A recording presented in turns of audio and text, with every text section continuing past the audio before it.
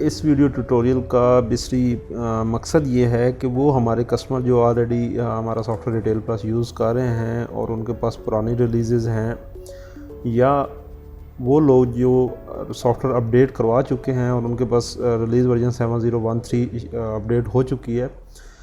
तो ये एक बेसिकली आगाही वीडियो जिसका मकसद ये है कि हमारी इस रिलीज़ के अंदर जो हम चेंजेस कर चुके हैं, या रिलीज़ 7010 के बाद जो हम इससे पहले 7011 या 701112 के अंदर चेंजेस की थी, बट वो हमने डिलीवर नहीं की थी क्योंकि वो हमारी स्टेबल रिलीज़ नहीं थी। तो 7013 एक ऐसी रिलीज़ है जो कि गुज़श्ता दोनों रिलीज़ के जो बग्स सामने आए थे, हमें टेस्टिंग के अंदर QA टेस्टिंग के अंदर जो हमारे सामने बग्स आए थे, चेंजेस को हमने उनको क्लैरिफाई किया। उसके बाद ये 7013 एक हमने स्टेबल रिलीज़ बनाई है, और ये बेसिकली एक ऐसी रिलीज़ है जिसके अंदर नए फ़ीचर भी ऐड किए गए हैं, कुछ पुराने बग्स को रिज़ॉल्व भी किया गया, और जो नए फ़ीचर या बग्स रिज़ॉल्व किए गए हैं उनको टेस्ट करने के बाद एक स्टेबल रिलीज़ बनाई गई है। इस रिलीज़ में वैसे तो बहुत सी चेंजेस हैं। फ़र्स्ट ऑफ़ ऑल जो हमारे यूज़र्स हैं, जो पुराने यूज़र्स हैं जो ऑलरेडी रिटेल प्लस कई अरसे से चला रहे हैं, उनको वैसे ही इस मेन इंटरफेस जो मेन स्क्रीन की लुक है, इसको देख के ही आइडिया हो गया होगा कि सबसे पहले तो ये मेन स्क्रीन हमने चेंज कर दिया। रिटेल प्लस को हमने बहुत आसान करने की कोशिश कर रहे हैं दिन ब दिन, कि हमारे जो इस्तेमाल कुनंदान हैं जो हमारी प्रोडक्ट्स यूज़ कर रहे हैं, उनको बआसानी और विद इन 1 क्लिक जो चीज़ें वो अवेलेबल हों। क्विक एक्सेस के नाम से हमने क्विक मेन्यू एक लॉन्च किया है, जिसका बेसिकली पर्पज़ ये है कि आप प्रोडक्ट डेफिनेशन डायरेक्ट यहाँ से भी ओपन कर सकते हैं, परचेज इनवाइस ओपन कर सकते हैं। पहले आपको डिफ़ाइन में जाना पड़ता रहा, डिफ़ाइन के बाद प्रोडक्ट एट्रीब्यूट में प्रोडक्ट डेफिनेशन। तो हमने इसके लिए क्विक मेन्यू डाल दिया है, जिसकी बदौलत अब आप मेन स्क्रीन पर रहते हुए प्रोडक्ट डेफिनेशन ओपन कर सकते हैं, परचेज इनवाइस ओपन कर सकते हैं। इसमें फ़िलहाल डिफरेंट फॉर्म दिए गए हैं, प्रोडक्ट डेफिनेशन, परचेज इनवाइस, जो एक रोज़मर्रा की एक्टिविटीज़ होती हैं उसके रिलेटेड। बट आने वाली रिलीज़ के अंदर हम इसमें मज़ीद अहम फीचर जो रिक्वायर्ड डेली एक्टिविटीज़ की रिपोर्ट्स होती हैं, या डिफरेंट फीचर्स हैं जो हमारी प्रोडक्ट के ऑलरेडी हैं, वो उनको भी हम ऐड करेंगे। तो तमाम कस्टमर से गुजारिश है कि आप अगर हमारी ये रिलीज़ ले चुके हैं या आपके पास ये रिलीज़ नहीं भी चल रही, तो आप बेशक अपना फ़ीडबैक दें। हमारी टीम दिन रात कोशिश कर रही है और कोशिश है कि हम इस प्रोडक्ट को जदीद तकाज़ों के मुताबिक और एक ऐसा इन्वेंटरी मैनेजमेंट सिस्टम बनाएं जो आपके रिटेल कारोबार को मज़ीद मुनाफा बख्श बनाए, आपके रोज़मर्रा के मसाइल को कम करने में आपका मावन हो। तो आपके फ़ीडबैक का हम इंतज़ार रहेगा। हम कोशिश करेंगे कि जो आपका एक फ़ीडबैक होगा उसको हम स्टडी करें, उसको कोशिश करेंगे कि आने वाली रिलीज़ के अंदर उसको इम्प्लीमेंट करें। तो वीडियो लंबी हो जाएगी, हम स्टार्ट करते हैं नए फ़ीचर्स के लिए। तो सबसे पहला जो इस रिलीज़ के अंदर हमारा एक फ़ीचर आया है वो है डायनामिक राइट्स। डायनामिक राइट्स क्या होते हैं कि पहले हमारी प्रोडक्ट्स के अंदर हमने 3 तरह के ग्रुप बनाए हुए थे। एक एडमिनिस्ट्रेटर जिसके पास फुल राइट्स होते थे, एक परचेज़ यानी मैनेजर जिसके पास जस्ट परचेजिंग के और लिमिटेड राइट्स होते थे, अकाउंट्स एक्सपेंस वगैरह कर सकता था, बट वो इन्वेंटरी ट्रांजैक्शन डिलीट नहीं कर सकता था, और एक कैशियर के अंदर क्या होता था कि वो बिलिंग कर सकता था। ये तीनों स्टैटिक राइट्स थे, यानी आप अपनी मर्ज़ी से इसके अंदर कोई भी, आप कहते हैं कि एक कैशियर हमारा वो कस्टमर परचेज इनवाइस ऐड कर ले बट उसको अपडेट या डिलीट ना कर सके, तो वो आप अपनी मर्ज़ी से चेंजेस नहीं कर सकते थे।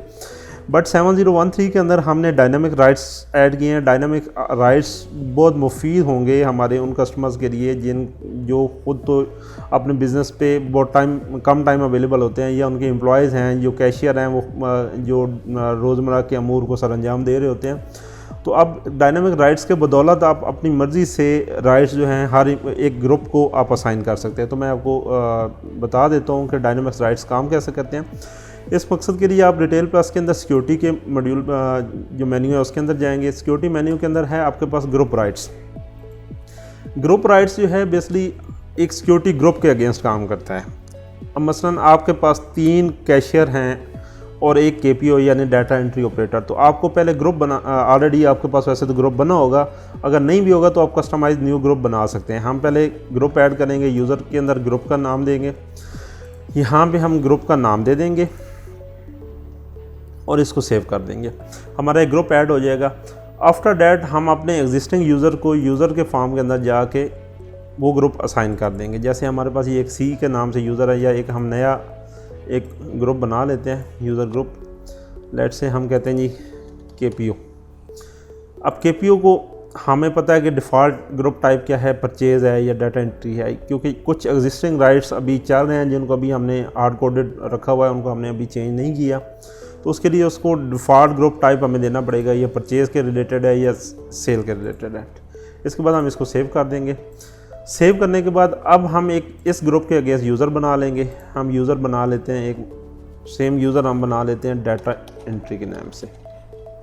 यूज़र नेम हम D दे देते हैं, पासवर्ड भी D और पासवर्ड भी D। यहाँ पे हम सिक्योरिटी ग्रुप सेलेक्ट कर लेते हैं KPO, और कैश बैंक सेलेक्ट कर लेते हैं कि इस अकाउंट का डिफ़ॉल्ट कैश अकाउंट कौन सा होगा जिसके अगेंस्ट वो अपनी कैश की पेमेंट मैनेज करेगा। तो हम डिफ़ॉल्ट कैश अकाउंट सेलेक्ट कर लेते हैं कैश के नाम से। इसको हम सेव कर देंगे। तो अब इसलिए जो हमने एक नया ग्रुप बनाया जिसको हमने ग्रुप का टाइटल दिया था KPO, उसके अगेंस्ट एक नया यूज़र बन गया। अब नेक्स्ट क्या होगा कि हम इस ग्रुप के अगेंस्ट राइट्स असाइन करेंगे। अब जितने भी आपकी KPO के अकाउंट हैं, अगर आपके पास एक से ज़्यादा एम्प्लॉयज़ हैं, तो आप उन सब को KPO ग्रुप के अगेंस्ट एक अकाउंट एसोसिएट कर देंगे। तो अब ग्रुप राइट्स जो हैं वो काम इस तरह करते हैं कि हम यहाँ से सिक्योरिटी ग्रुप सेलेक्ट करेंगे KPO। अब KPO के अगेंस्ट जितने भी हमारे यूज़र हैं उन सब को बाय डिफ़ॉल्ट जो भी राइट्स हम असाइन करेंगे उन सब को KPO ग्रुप के राइट्स असाइन हो जाएंगे। KPO के बाद हमारे पास यहाँ पे है कॉन्फ़िगरेशन का मेन्यू और डिफ़ाइन ट्रांजैक्शन, डिफरेंट मेन्यूज़ हैं। तो हम अपनी मर्ज़ी से राइट्स कॉन्फ़िगरेशन के मेन्यू के अंदर से स्टार्ट कर सकते हैं कि कौन कौन से राइट्स उसको असाइन होंगे। क्या वो SMS सेंड कर सकता है, क्या वो डिस्काउंट कॉन्फ़िगर कर सकता है। डिस्काउंट कॉन्फ़िगरेशन अगर हम ओपन करेंगे तो इसके अंदर सेव रिकॉर्ड यानी डिस्काउंट कॉन्फ़िगर कर सकता है, डिस्काउंट को अपडेट कर सकता है, डिलीट कर सकता है। तो व्हाटएवर आपके पास फुल सॉफ्टवेयर के रिपोर्ट्स, इवन बिलिंग, हर किस्म के राइट्स यहाँ पे अवेलेबल हैं। आप अपनी मर्ज़ी से हर ग्रुप को अपनी पसंद के राइट्स असाइन कर सकते हैं। तो ये एक सबसे अहम फ़ीचर है हमारा रिटेल प्लस के 7013 रिलीज़ के अंदर। ये बहुत अहम है और बहुत जो है यूज़फुल होगा उन लोगों के लिए जो कि हर एम्प्लॉय को डिफरेंट राइट्स असाइन करना चाहते थे। तो हमारे पास ये काफ़ी रिक्वायरमेंट थी, काफ़ी टाइम से चल रही थी, तो हमारी टीम ने कोशिश की और हमने इसको इम्प्लीमेंट किया अल्हम्दुलिल्लाह। तो आप लोग इससे फ़ायदा उठाएँ। एक आम बिज़नेसमैन के लिए सबसे बड़ा प्रॉब्लम ये होता है अपना डाटा सिक्योर करना, ताकि उसके एम्प्लॉय उसके रेलिवेंट टास्क जो हैं वो ही परफॉर्म कर सकें। ये ना हो कि वो उसके रिकॉर्ड भी देखते रहें, उसका प्रॉफिट लॉस भी देखते रहें। तो उस सब के मकसद के लिए डायनामिक राइट्स, ग्रुप राइट्स जो हैं ये आपके लिए बहुत मुफीद होंगे। ये हमारा फर्स्ट फीचर था। सेकंड फीचर था हमारे पास कि हमने जहाँ पे आप कस्टमर अकाउंट क्रिएट करते हैं, डिफ़ाइन के अंदर कस्टमर अकाउंट का ऑप्शन है। यहाँ पे हमने एक मेंबरशिप नंबर का ऑप्शन दे दिया। मेंबरशिप नंबर का ऑप्शन बेसिकली किस लिए दिया गया है कि आप अगर अपने शॉप के मेंबरशिप कार्ड प्रिंट करवाते हैं तो आप हर कस्टमर को एक मेंबरशिप नंबर दे सकते हैं।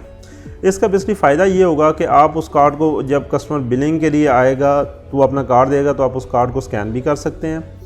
सेकेंडली क्या होता है कि कुछ ऐसे लोग हैं जिनके पास क्रेडिट का बिज़नेस बहुत ज़्यादा है, यानी उनके कस्टमर मैक्सिमम वो हैं जो क्रेडिट पे सामान लेते हैं उनसे।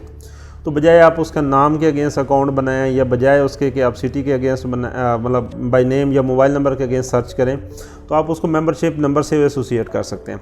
सेम इस तरह मेंबरशिप नंबर के बाद हमने CNIC का भी ऑप्शन दे दिया है। तो आपके पास एक मुकम्मल ये एक इंटरफेस न्यू आएगा जिसमें आपके पास कस्टमर का मेंबरशिप नंबर मैनेज करने का ऑप्शन है, CNIC का ऑप्शन है, आप इवन के कस्टमर के NTN STNN का रिकॉर्ड भी मेंटेन कर सकते हैं। ये हमारा कस्टमर अकाउंट क्रिएट करने का फॉर्म है जहाँ पे हम कस्टमर अकाउंट बनाते हैं। ठीक है, नेक्स्ट वन हमारे पास एक बड़ी इम्पॉर्टेंट रिक्वायरमेंट थी कि कुछ लोग ऐसे हैं जो कि जब बिल बना रहे होते हैं वो कहते हैं कि हमारे पास मल्टीपल प्राइस लेवल है, सेल 1, 2, 3। अब सेल 1, 2, 3 के अंदर बहुत इंपॉर्टेंट हमने चेंजेस किए हैं। फर्स्ट ऑफ ऑल तो हमने हमारे पास एक रिक्वायरमेंट थी कि पहले स्टैटिक होता था कि आप सेल 1 और सेल 2 और सेल 3 ही शो कर रहे होते हैं, आप अपनी मर्ज़ी से उसको चेंज नहीं कर सकते। मसलन कुछ लोग कहते थे कि सेल 1 को हम रिटेल शो कराना चाहते हैं, सेल 2 को होलसेल करना चाहते हैं, सेल 3 को स्पेशल रेट करना चाहते हैं। तो ये हमेशा सेल 1, 2, 3 शो होता था प्रोडक्ट डेफिनेशन या बिलिंग वाले इंटरफेस पे। तो हमने हमारी टीम ने इसके अंदर एक बहुत अच्छी अचीवमेंट हासिल की है। हमने कस्टम कैप्शन का ऑप्शन डाला है। डिफ़ाइन के अंदर आपके पास है प्रोडक्ट एट्रीब्यूट के अंदर है कस्टम कैप्शन। कस्टम कैप्शन के अंदर आपको बहुत कुछ नया देखने को मिलेगा। पहले तो ये फॉर्म खैर था ही नहीं, अब हमने ये फॉर्म ऐड किया है। इसके अंदर आप प्रोडक्ट डेफिनेशन के रिलेटेड जितने भी मेन्यूज़ हैं, जैसे कि आपके पास है वहाँ पे प्रोडक्ट ग्रुप होता है, मैं आपको दिखाता हूँ। जैसे हमारे पास यहाँ पे प्रोडक्ट ग्रुप था प्रोडक्ट डेफिनेशन के ऊपर। अब ये डाटा ओवरऑल स्टैटिक था, यानी कैटेगरी को हमेशा आप कैटेगरी के तौर पे कंसीडर करते थे, आप इसको रीनेम नहीं कर पाते थे। सब कैटेगरी, प्रोडक्ट ग्रुप, शेल्फ, ये एक स्टैटिक डाटा होता था, इसको आप चेंज नहीं कर पाते थे। तो कस्टम कैप्शन के अंदर बेसिकली हमने एक ये ऑप्शन डाला है कि अब हर कस्टमर जो रिटेल प्लस का 7013 रिलीज़ या ऑनवर्ड यूज़ करेगा तो उसके पास ऑप्शन होगा कि वो प्रोडक्ट ये कैप्शन अपनी मर्ज़ी से सेट कर सकता है। लाइक मैं कहता हूँ कि मैं प्रोडक्ट ग्रुप को शो कराना चाहता हूँ डिपार्टमेंट, कैटेगरी को मैं शो कराना चाहता हूँ ब्रांड, सब कैटेगरी को हम सब कैटेगरी रखते हैं, शेल्फ रैक लोकेशन को हम कर देते हैं रैक नंबर। उसके बाद हमारे पास है सप्लायर, सप्लायर को हम कर देते हैं डिस्ट्रीब्यूटर।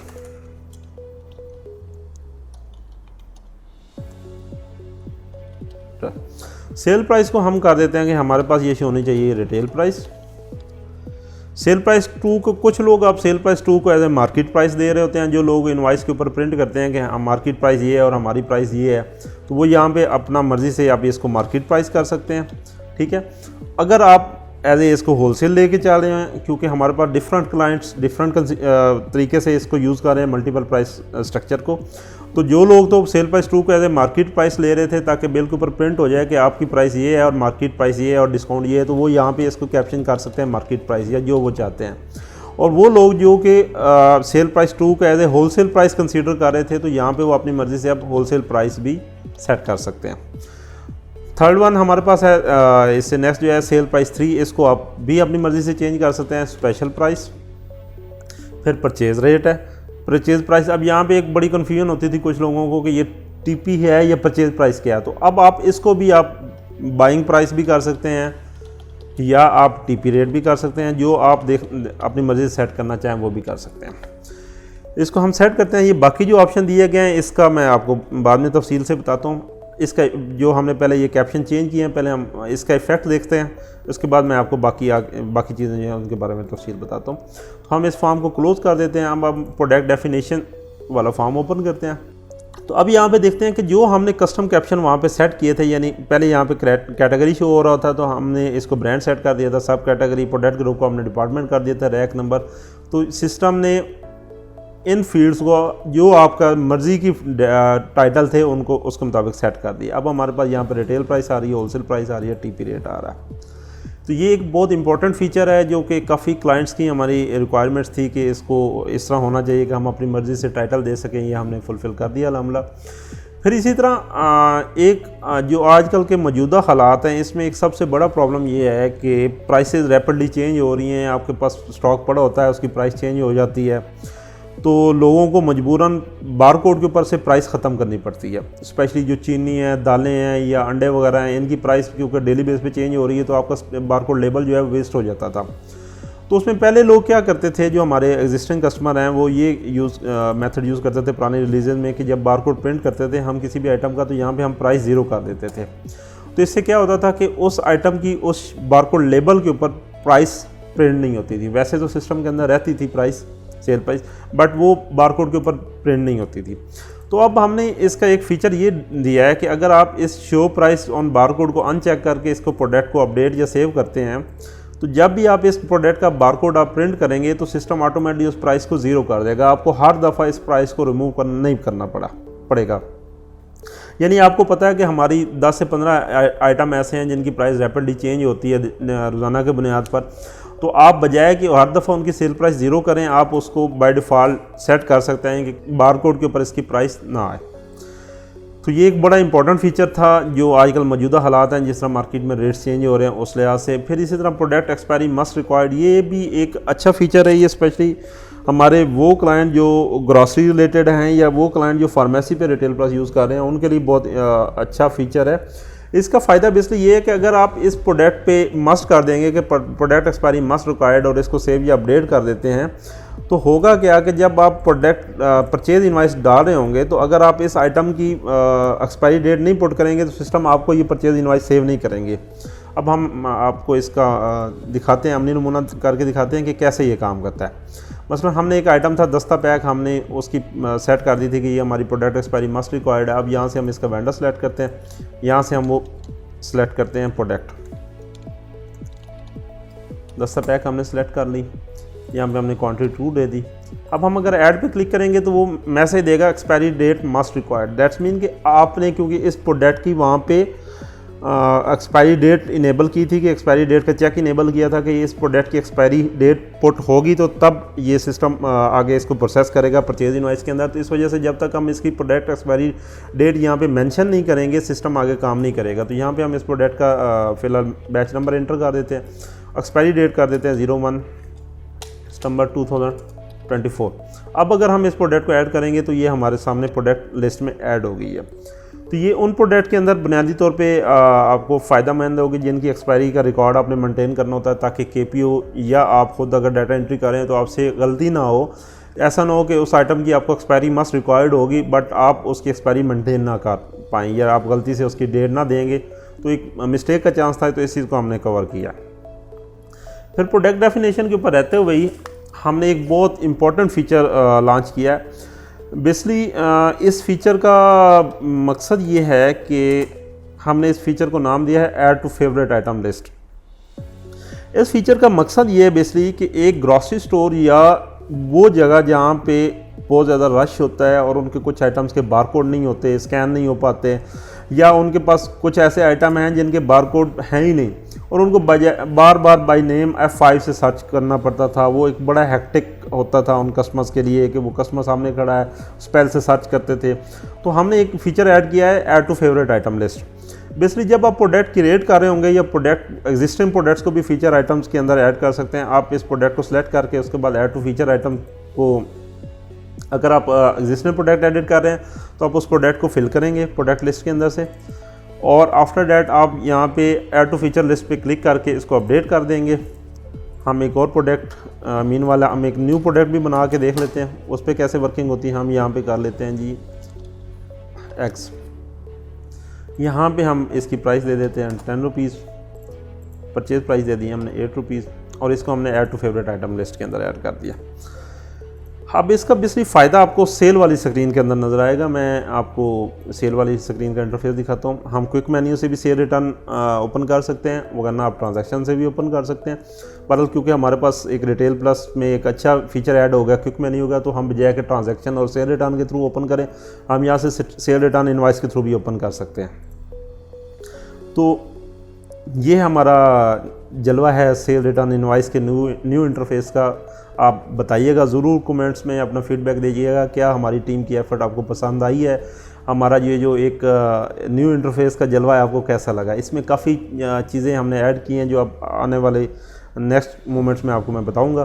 तो हम फिलहाल बात करते हैं फेवरेट आइटम लिस्ट का। यहाँ पे आप रहते हुए आपके पास ये फेवरेट आइटम लिस्ट का एक हमने बटन ऐड कर दिया, शो फेवरेट आइटम लिस्ट।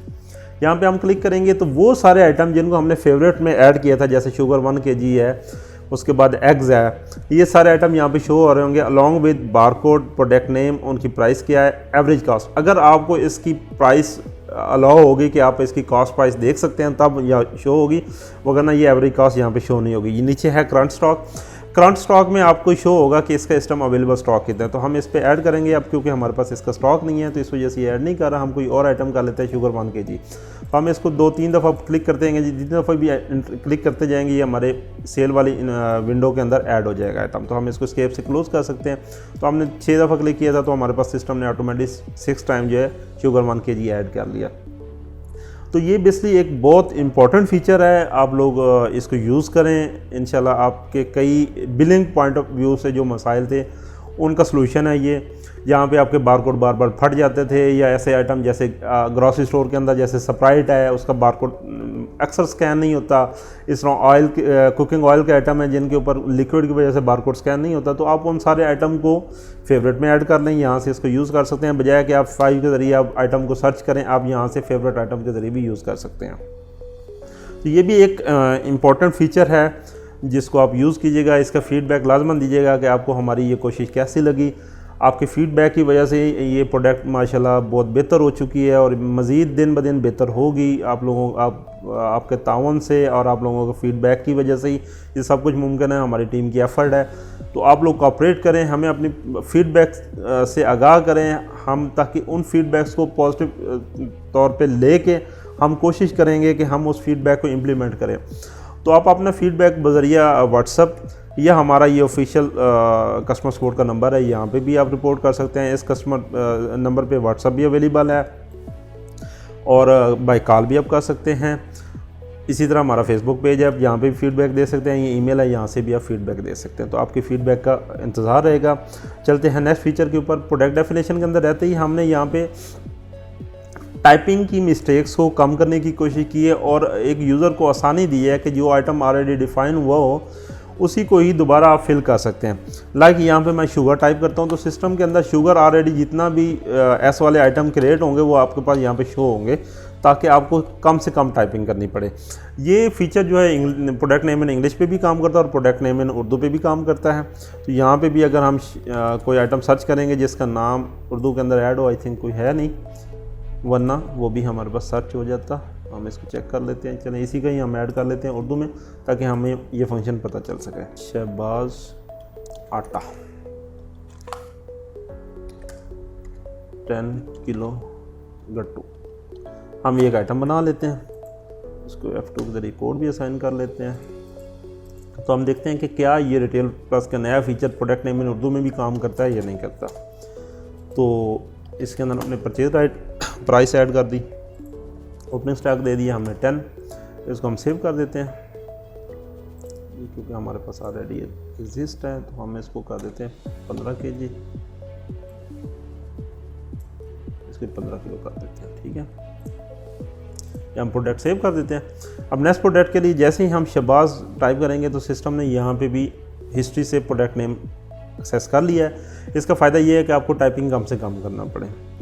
तो ये अप्रॉक्सीमेटली प्रोडक्ट डेफिनेशन के जो नए फीचर ऐड किए हैं। हाँ, इसमें एक बड़ा और इम्पोर्टेंट हमने फीचर ऐड किया है कि आप प्रोडक्ट डेफिनेशन के ऊपर रहते हुए जब एक प्रोडक्ट ओपन करेंगे तो यहीं से हमने एक क्विक मेन्यू, इंस्टेंट मेन्यू का दे दिया, कोरिलेटिव ऑपरेशंस के नाम से बटन ऐड किया है कि जैसे आप प्रोडक्ट लेजर वाली विंडो पे जाना चाहते हैं, आपको स्टॉक के अंदर कोई फ़र्क फील हो रहा है, तो अब यहाँ से इस पे हमारे पास कोरिलेटिव ऑपरेशन के बटन पे क्लिक करेंगे।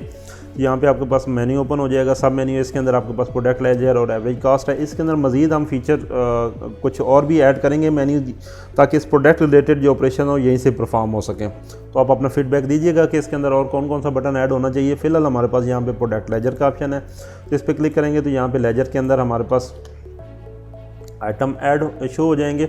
अब प्रोडक्ट लेजर के अंदर भी पहले हमारे पास ये इन्फॉर्मेशन नहीं आ रही थी। जो पुरानी स्क्रीन होती थी उसमें जस्ट प्रोडक्ट का नेम होता था, बाकी ये प्राइस वगैरह नहीं होती थी। तो इस बार हमने इसके अंदर भी आपको मल्टीपल जो कॉलम शो करवा दिए इस प्रोडक्ट के रिलेटेड, जैसे कि इसका बारकोड क्या है, नेम क्या है, सेल प्राइस क्या है, कॉस्मेटिक्स क्या है, ये सारे फीचर इसके अंदर शो करवा दिए, कॉलम शो करवा दिए सॉरी, ताकि आपको प्रोडक्ट का लेजर देखने में आसानी हो। तो यहाँ पे हम कोरिलेटेड ऑपरेशंस के बटन से हम प्रोडक्ट लेजर भी चेक कर सकते हैं। इस तरह change product average cost, change product average cost basically का मकसद ये है कि जो मौजूदा हालात हैं, जिस तरह इसमें प्राइसेस चेंज हो रही हैं, अब आप कहते हैं कि सिस्टम बेशक हमें पुरानी average cost profit loss maintain कर रहा है, लेकिन हम कहते हैं कि हम जो सिस्टम की एवरेज कास्ट सेट हुई है उसको भी ओवरराइड कर सकें। तो यहीं से ही आप रहते हुए आप इसके अंदर प्रोडक्ट एवरेज कास्ट को भी सेट कर सकते हैं। और प्रोडक्ट एवरेज कास्ट की विंडो के अंदर हमने इस प्रोडक्ट की हिस्ट्री भी शो करवा दी है कि इसकी एवरेज कास्ट कब कब चेंज हुई है, इसकी सेल प्राइस की हिस्ट्री है, परचेज प्राइस, क्योंकि ये हमारा आइटम नया है तो इसकी कोई हिस्ट्री नहीं है। तो इसी विंडो के अंदर रह के आप प्रोडक्ट की हिस्ट्री भी देख सकते हैं। फिर इसी तरह आप एवरेज कास्ट हिस्ट्री वाले आइटम की जो ऑप्शन है इसके अंदर आइटम को बाय नेम भी सर्च कर सकते हैं। तो ये एक कोरिलेटेड ऑपरेशन के अंदर एक बड़ी मुफीद चीज़ है, इसको ज़रूर इस्तेमाल कीजिएगा। अपना फीडबैक दीजिएगा कि इसके अंदर और क्या नई चीज़ ऐड होनी चाहिए। तो ये हमारी प्रोडक्ट डेफिनेशन के ऊपर जो इम्पोर्टेंट चेंजेस हुई हैं, वैसे तो काफ़ी चेंजेस हुई हैं, लेकिन जो मोस्ट इम्पॉर्टेंट जो फ्रंट एंड पे आपको नज़र आएंगी वो आपको बता दी गई हैं। बाकी जो बैक एंड पे हुआ है वो तो एक अलग चीज़ें हैं। ये हमारा था प्रोडक्ट डेफिनेशन का। फिर इसी तरह हम बीच में एक स्टेप मिस कर गए हैं कि कस्टम कैप्शंस के अंदर हमने जो कलर ऐड किए हैं उसका पर्पस क्या है, ये विजिबल इंडेक्स का पर्पस क्या है। इसका बेसिकली मकसद ये है कि जब आप सेल वाली विंडो पर जाएंगे, आइटम स्पेशली वो लोग जो आइटम को बाय नेम सर्च करते हैं, ये उनके लिए मुफीद है। जो बाय बारकोड चल रहे हैं उनके लिए तो फ़ायदेमंद नहीं होता। जैसे हम कहते हैं ये शुगर 1 kg, तो अब हमारे पास ये हर कॉलम के एक कलर आ रहे हैं, बैकग्राउंड कलर आ रहे हैं, आप अपनी मर्ज़ी से इस कलर स्कीम को सेट कर सकते हैं ताकि यूज़र को पता चल जाए कि इसका किस रिलेटेड है। तो इन कलर को भी डायनामिक कर दिया गया है कि आप अपनी मर्ज़ी से इनका बैकग्राउंड कलर सेट कर सकते हैं। आप अगर कहते हैं कि ये हमें डिपार्टमेंट की इस ऑप्शन के अंदर ज़रूरत नहीं है, लिस्ट बहुत बड़ी है, तो आप डिपार्टमेंट को हाइड कर सकते हैं। तो ये टोटली कस्टमाइजेबल है। फिर इसी तरह आप सीक्वेंस भी चेंज कर सकते हैं कि डिपार्टमेंट पहले आए, ब्रांड बाद में आया, कैटेगरी पहले आए, अपनी मर्ज़ी से आप डिपार्टमेंट, ब्रांड, सब कैटेगरी, उसके बाद ये रैक नंबर है और ये प्राइसेस, इनका लेवल आप अपनी मर्ज़ी से सेट कर सकते हैं, चेंज कर सकते हैं। तो ये सारा आपको मिलेगा प्रोडक्ट कस्टम कैप्शन से। ये थोड़ा सा ट्रिकी है, मे बी आपको स्टार्ट में इसकी समझ ना आए, तो आप हमारी कस्टमर सपोर्ट के नुमाइंदा से रब्ता करके इसको अपनी मर्ज़ी से कॉन्फ़िगर करा सकते हैं। हम आपकी हेल्प करेंगे आपके फेवरेट कलर को सेट करने में, ताकि आपको सॉफ्टवेयर जो है बोरिंग ना लगे, आपको मज़ीद रंग बिरंग कलर आपकी पसंद के मुताबिक नज़र आए, ताकि आप ब्लैक एंड वाइट स्क्रीन देख के बोर ना हो जाए। तो बेसिकली हमारा मकसद ही जो इस रिटेल प्लस हमारी जो इस प्रोडक्ट का मकसद ही जहाँ पे आपको ये कारोबार के अंदर मुफीद है, वहाँ पे हम एक नए अंदाज में एक आपके रिटेल बिज़नेस को नए अंदाज में बेहतर करने के लिए भी कोशिश हैं। और ये जैसे कि मैंने पहले कहा कि आप सबकी कोशिश से, आप सबके फीडबैक और हमारी कोशिशों से हो रहा है, तो आप अपना फीडबैक ज़रूर दीजिएगा। तो आप ये कस्टम कैप्शन के अंदर ये सारी चीज़ें भी सेट कर सकते हैं। वीडियो काफ़ी लंबी हो रही है, मैं थोड़ा सा शॉर्ट करता हूँ। फिर इसी तरह हमारे पास है सिस्टम कॉन्फ़िगरेशन के अंदर 2 नए ऑप्शन हमने ऐड किए हैं। ऑप्शन तो वैसे 2-3 ऐड हुए हैं, बट आपको इन शॉर्ट बताता हूँ। यहाँ पे है रिस्ट्रिक्ट डुप्लीकेट अदर कोड। अब अदर कोड क्या है? बेसिकली कुछ लोग प्रोडक्ट डेफिनेशन के ऊपर इसको एज ए कास्ट कोड ले रहे हैं, यानी उन्होंने एक शॉप का अंगर नंबर जिसे आप कहते हैं या कास्ट का एक लेवल सेट किया हुआ है कि ब्लैक स्टोर नॉर्मल हम चलाते हैं, ये सिस्टम ऑटोमेटिकली अदर कोड के अंदर वो कोड रिकमेंड कर देते हैं। बट कुछ लोग इसको एज ए डिस्ट्रीब्यूटर की प्रोडक्ट कोड का नंबर भी दे देते हैं, कुछ लोग अपनी शॉप का एक मखसूस नंबर भी दे देते हैं। तो इसको भी हमने रिस्ट्रिक्ट कर दिया कि आप अपनी मर्ज़ी से चाहते हैं कि एक नंबर अगर एक प्रोडक्ट को असाइन हो गया तो दूसरी प्रोडक्ट को वो ना असाइन हो। तो अगर आप इस चेक को सिस्टम कॉन्फ़िगरेशन के अंदर इनेबल कर देते हैं, तो ये बेसिकली एक प्रोडक्ट को जो डुप्लीकेट अदर कोड असाइन हो जाएगा वो दोबारा नहीं दूसरी प्रोडक्ट को असाइन हो सकेगा। फिर इसी तरह default price for sale and return. Basically आप यहाँ पे कुछ लोग आप चाहते हैं कि हमारी जो डिफ़ॉल्ट प्राइस है वो wholesale rate by default scanning में आना चाहिए, रिटेल प्राइस हमने किसी को लगानी होती है। तो हम अगर होल सेल प्राइस यहाँ से सेट करके इसको अपडेट कर देंगे तो सिस्टम ऑटोमेटिकली सेल वाली विंडो के ऊपर बाय डिफ़ॉल्ट जो हमारा प्राइस लेवल है वो आपको शो करवाएगा होल सेल प्राइस। देख रहे हैं आपके पास ये यहाँ पे बाय डिफ़ॉल्ट, पहले क्या होता था कि यहाँ पे बाय डिफ़ॉल्ट रिटेल प्राइस होते थे, अभी हमने टोटली कस्टमाइज़ कर दिया, आप अपनी मर्ज़ी से प्राइस लेवल सेट कर सकते हैं। फिर इसी तरह सिस्टम कॉन्फ़िगरेशन के अंदर आप बार कोड के ऊपर भी प्राइस अपनी मर्ज़ी से प्रिंट करवा सकते हैं। आप कहते हैं कि हमारी बार कोड के ऊपर होलसेल प्राइस प्रिंट हो, रिटेल प्राइस ना हो, तो आप अपनी मर्ज़ी से जो बार कोड के ऊपर डिफ़ॉल्ट प्राइस प्रिंट करवाना चाहते हैं वो आप यहाँ से सेट कर सकते हैं। फिर इसी तरह हमने यहाँ पे एक ऑप्शन दे दिया customer search by. Customer search by का पर्पज़ ये है बेसिकली ये आईडी जो है ये तो एक हर कस्टमर को सिस्टम एसोसिएट कर रहा है, एक आईडी कस्टमर आईडी असाइन कर रहा है। बट सेकंड है मेंबरशिप नंबर। यहाँ पे मैंने जैसे आपको पहले बताया था कि कस्टमर वाले फॉर्म के ऊपर आप हर कस्टमर को मेंबरशिप नंबर साइन कर सकते हैं। तो जब सेल वाली विंडो के ऊपर अगर हम इसको यहाँ से डिफ़ॉल्ट कर देते हैं मेंबरशिप नंबर और इसको अपडेट कर देते हैं, तो सेल वाली विंडो के ऊपर आपके पास कस्टमर, वैसे तो आप F2 से भी कस्टमर सर्च कर सकते हैं, और जब F2 से आप ओपन करेंगे तो यहाँ पे आपको एक नई लुक मिलेगी कस्टमर लिस्ट की। पहले वो बोरिंग सी होती थी, अब आपको इसको भी कलर्स दे दिया, मैचिंग कलर कर दिए हैं, ग्रीन और रेड। और तो आप यहाँ से भी कस्टमर को वैसे सर्च कर सकते हैं, जिस कस्टमर को आप फोकस करेंगे उसका फ़ॉन्ट बड़ा हो जाएगा ताकि आपको कस्टमर प्रोमिनेंट हो जाए। फिर इस विंडो के अंदर हमने बाय नेम सर्च के अंदर भी पहले क्या होता था कि आप टी सिर्फ लिखते थे तो टी के रिलेटेड जो कस्टमर होते थे जिनका नाम टी से स्टार्ट होता था वो शो होते थे। अब जो है आप कोई भी पार्ट अगर टाइप करेंगे ER मसलन किया तो उसके मैचिंग करैक्टर्स के अगेंस्ट जो कस्टमर आएगा वो आपको नज़र आ जाएगा, ठीक है। फिर इसी तरह हमने इसके ऊपर सेव लेआउट का ऑप्शन दे दिया है कि आप चाहते हैं कि मुझे मेंबरशिप या नंबर यहाँ पे नहीं दिखाना, तो आप इसको रिमूव करके ग्रेड लेआउट सेव कर देंगे, तो नेक्स्ट टाइम जो है आपके पास इस ग्रेड के अंदर, इस फॉर्म के अंदर आपको मेंबरशिप नज़र नहीं आएगा। तो अगर इसको सेट डिफ़ॉल्ट करना चाहते हो तो इसको लेआउट को डिलीट कर देंगे और दोबारा ओपन करेंगे तो लिस्ट जो है अगेन ओपन हो जाएगी।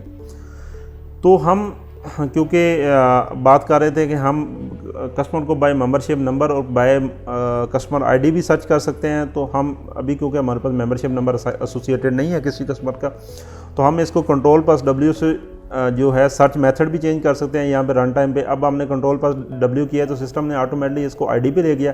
यहाँ पे ID 1 लिख के हम एंटर करेंगे तो हमारा वो कस्टमर शो हो जाएगा। यहाँ पे इसकी क्रेडिट लिमिट आ जाएगी, यहाँ पे इसका रिसीवेबल यानी इस टाइम इसका रिसीवेबल कितना, और रिमेनिंग कोटा क्या है कि क्रेडिट लिमिट के अगेंस्ट जो उसका रिसीवेबल है और उसका डिफरेंस कितना रहेगा, यानी कितनी अमाउंट का मजीद या क्रेडिट कस्टमर हमारे से बाय कर सकता है। जैसे हमने कहा है कि 1 लाख हमने इसको क्रेडिट असाइन किया हुआ है, 0.0 इस टाइम रिसीवेबल है, तो रिमेनिंग कोटा है हमारे पास जो 1 लाख है। तो बेसिकली ये बहुत मुफीद है उन कस्टमर्स के लिए जिनके पास क्रेडिट बहुत ज़्यादा होता है, तो आप इसको यूज़ कर सकते हैं। तो ये हमारे पास एक कॉन्फ़िगरेशन के ऊपर कस्टमर रिलेटेड जो हमने चेंजेस किए हैं वो आपके पास ऑप्शन आ गया।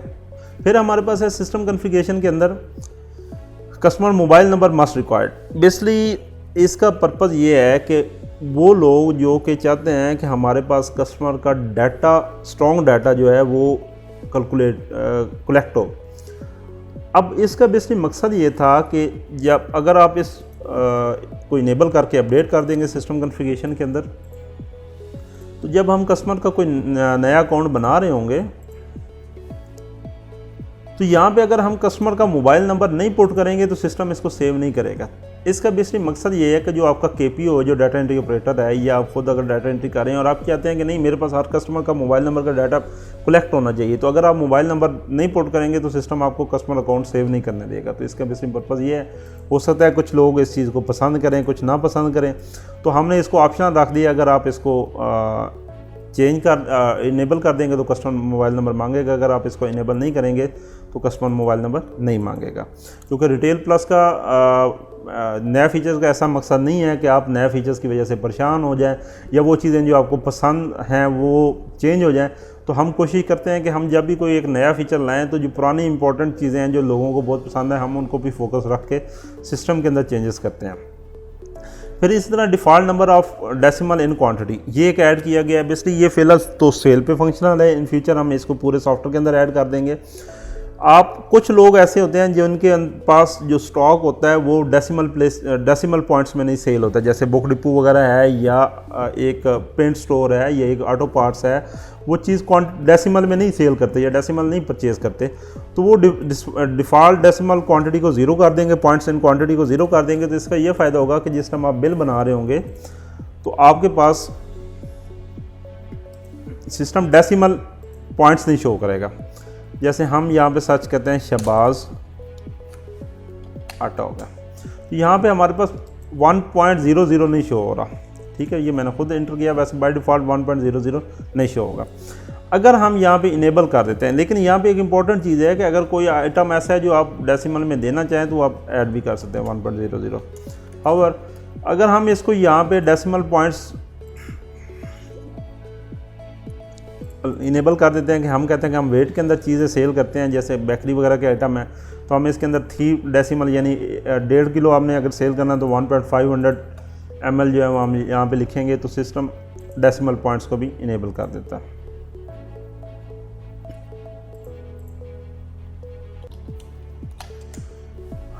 अब अगर हम इसको 1.500 करके इंटर करेंगे तो सिस्टम यहाँ पे क्वांटिटी आपको 1.500 ही शो कर देगा। अगर ये क्वांटिटी होती बाय डिफ़ॉल्ट हमने इसका मैकेनिज्म रखा होता नो डेसिमल प्लेसेस यानी 0 डेसिमल प्लेसेस, तो सिस्टम नीचे इसको राउंड कर देता ऑटोमेटिकली और इसको 1 ही शो कराता।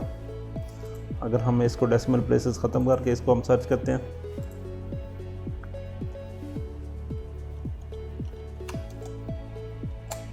तो अब ये देखें यहाँ पे डेसिमल पॉइंट्स जो है वो नहीं शो हो रहे। तो बेसिकली ये एक अच्छा फ़ीचर है, हो सकता है कुछ लोगों को पसंद है, कुछ लोगों को ना पसंद है, तो इसलिए हमने इसको भी ऑप्शनल रख दिया है। जिसको ज़रूरत है वो डेसिमल पॉइंट्स अपने से सेट कर सकता है।